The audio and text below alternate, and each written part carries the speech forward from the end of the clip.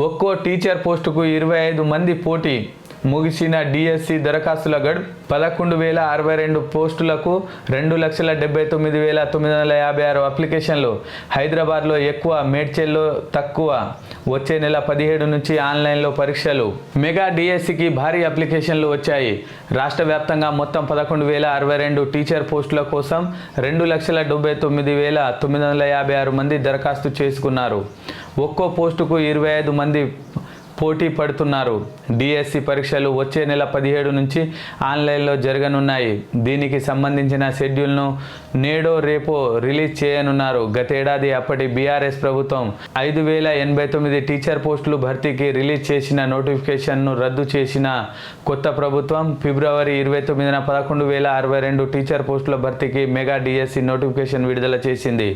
మార్చి 4 నుంచి ఈ నెల 20 వరకు అప్లికేషన్ల ప్రక్రియ కొనసాగింది.